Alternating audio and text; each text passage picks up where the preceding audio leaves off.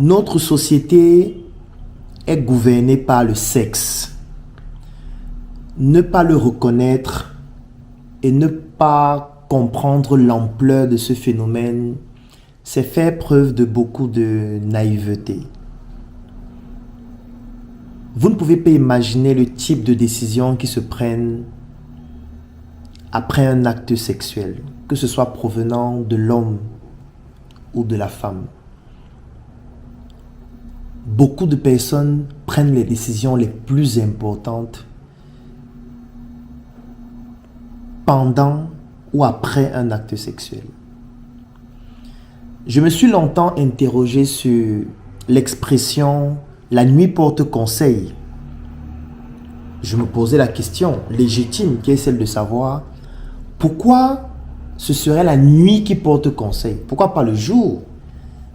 Est-ce que c'est seulement la nuit qu'on réfléchit? En journée, on réfléchit. D'ailleurs, on travaille beaucoup plus en journée. Pourquoi ce serait la nuit qui porterait conseil? Lorsque j'ai mené beaucoup d'études dessus dans plusieurs civilisations africaines, chinoises, occidentales, je me suis rendu compte que c'est une expression qui en réalité est basée sur le sexe.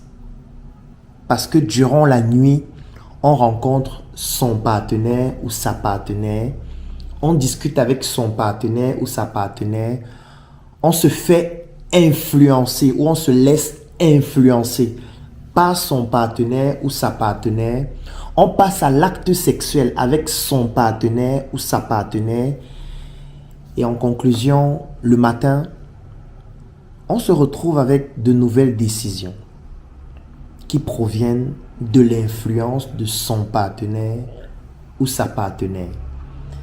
Et cette influence dont nous pousse à avoir de nouvelles approches ou alors de nouveaux conseils pour pouvoir prendre des décisions ou de nouvelles initiatives sur le plan professionnel, sur le plan familial, sur le plan économique et dans tous les aspects de sa vie.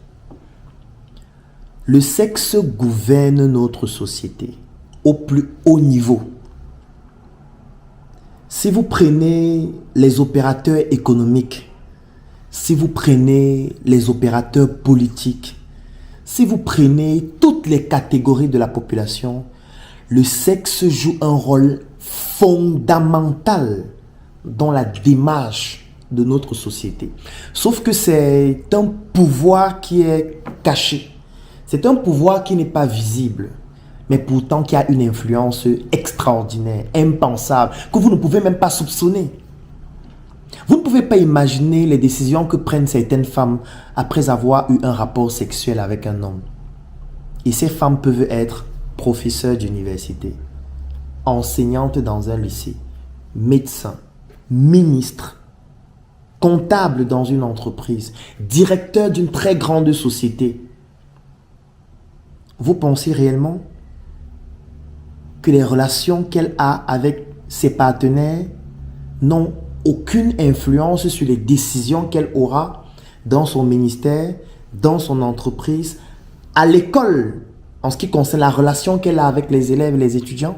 Vous pensez réellement que ces relations sexuelles ou alors ces relations intimes n'ont aucune influence sur les décisions qu'elle prend à l'école? Vous pensez que quand une femme arrive au travail le matin, son humeur n'a rien à voir avec ses relations intimes? Et son humeur, c'est un langage non verbal qui a une influence, par exemple, sur les clients. Imaginez-vous, vous entrez dans une entreprise, vous rencontrez une femme, vous voulez acheter un produit, mais elle n'est pas souriante, elle est crispée, elle vous parle avec beaucoup de condescendance. Et que cette attitude découle du fait qu'elle soit mal baisée. Vous pensez vraiment que le sexe n'a pas d'influence? Vous pensez que cette attitude vis-à-vis de ce client n'aura pas d'influence sur le chiffre d'affaires de l'entreprise? Vous pensez que si c'est un lundi matin et qu'elle a une réunion avec son staff et que c'est elle la directrice générale et qu'elle doit donner des instructions, qu'elle doit faire le débriefing de la semaine précédente et un briefing de la semaine en cours, vous pensez que la relation sexuelle qu'elle a eue la veille avec son ou ses partenaires n'aura pas d'influence sur ses décisions, sur son comportement, sur son attitude, sur le ton qu'elle a, sur sa manière de collaborer, sa manière d'échanger avec les autres? Vous pensez réellement? Vous pensez qu'un homme qui est mal baisé, parce qu'il y a aussi des hommes qui sont mal baisés, vous pensez que ces hommes, leurs décisions ne sont pas influencées par leurs ressentiments sexuels avec leur partenaire? Et ces hommes peuvent être ministres, peuvent être directeurs d'une société, peuvent être responsables d'un établissement scolaire, ou alors peuvent être ambassadeurs. Vous pensez vraiment que ça n'a pas d'influence? Vous pensez? Non, en réalité, l'influence est beaucoup plus importante qu'on ne le croit. En réalité, c'est le sexe qui dirige notre société. Oui. C'est le sexe qui prend les décisions dans nos entreprises, qui prend les décisions dans nos ministères, qui prend les décisions dans nos États. C'est le sexe qui dirige la société. Et ceux qui ont compris ça, en réalité ont compris qu'ils sont, ou quelles sont ces personnes dans la posture d'influence de nos sociétés.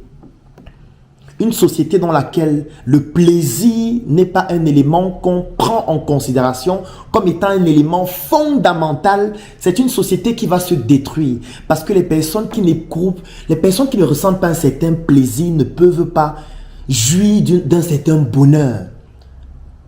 Oui, vous ne pouvez pas. Vous allez toujours être frustré. Si vous êtes mal baisé, que vous soyez un homme ou une femme, il y a un certain type d'attitude que vous ne pourriez pas avoir. Vous allez toujours être aigri. Surtout lorsque vous vous rendez compte que d'autres personnes ne vivent pas la même chose que vous. Sans parler du sexpionnage, sans parler des hommes et des femmes qui utilisent le sexe pour espionner, pour obtenir certaines informations de certaines autorités politiques, de certains opérateurs économiques, de certains individus, de certaines personnalités publiques. Oui, on peut utiliser le sexe pour obtenir des informations. On peut utiliser le sexe pour pouvoir entrer dans l'intimité et faire en sorte que les décisions ne soient plus rationnelles mais émotionnelles. Et quand les décisions deviennent émotionnelles, ça veut dire qu'elles sont influencées ou influençables par quelqu'un qui utilise le sexe pour manipuler. Ne pas le comprendre, c'est faire preuve de beaucoup de naïveté. Ne pas le comprendre, c'est laisser sa vie entre la main de la providence. Notre société est gouvernée par le sexe. Toi qui regardes cette vidéo, il y a des décisions que tu as déjà eu à prendre après un acte sexuel. Il y a des fois où tu es sorti, tu as rencontré une femme, tu as flashé sur elle et c'était réciproque. Vous avez flirté ensemble, vous avez couché ensemble et juste après cela, tu as eu à prendre des décisions vis-à-vis d'elle qui n'étaient pas des décisions rationnelles. Peut-être tu as eu à les recruter dans ton entreprise. Peut-être tu as eu à leur donner un marché. Peut-être tu as eu à les positionner dans un secteur d'activité. Ou alors tu as eu à faciliter leur procédure par rapport à l'acquisition d'une opportunité. Vice versa. Idem aussi pour les femmes. Il y a des femmes qui ont déjà eu à rencontrer un homme. Elles ont eu un coup d'un soir avec cet homme. Et cet homme les a très bien baisées. Et directement, elles se sont dites, c'est ma première fois de ressentir ce type de sensation. C'est ma première fois de ressentir ce type d'émotion. J'ai envie de ressentir ce type de choses une prochaine fois. Et j'ai envie que cet homme soit auprès de moi. Et directement, cet homme vous pose un problème. Qu'est-ce que vous faites? Vous ne résolvez pas son problème. Vous ne lui donnez pas un peu d'argent si vous avez vraiment la possibilité. Vous ne le positionnez pas dans votre ministère, dans votre entreprise. Vous ne lui recommandez pas quelqu'un qui pourrait faire en sorte qu'il gagne un marché. Ne pas le reconnaître, c'est faire preuve de beaucoup d'hypocrisie. Moi, je vais parler maintenant avec ma casquette de médecin, où nous rencontrons à l'hôpital tous les jours, où je suis des patients tous les jours qui me contactent en ligne et qui ont des couples qui tombent en lambeaux parce que l'homme ou la femme est mal baisé. Oui, c'est un problème réel. Être mal baisé, c'est un problème qui peut entraîner la destruction d'un foyer, la destruction d'un couple, qui peut entraîner un divorce, qui peut entraîner un malheur, qui peut entraîner des frustrations, qui peut entraîner de la déprime, de la dépression. Vous pensez que quelqu'un qui est déprimé parce qu'il est mal baisé sera performant au travail?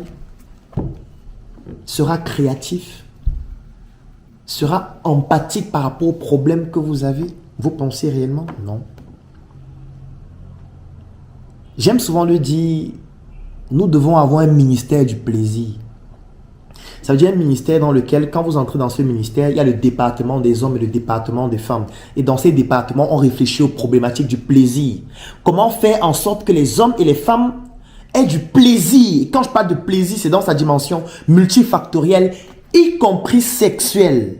Oui, si vous n'avez pas de plaisir, il y a beaucoup de choses que vous ne pouvez pas réaliser.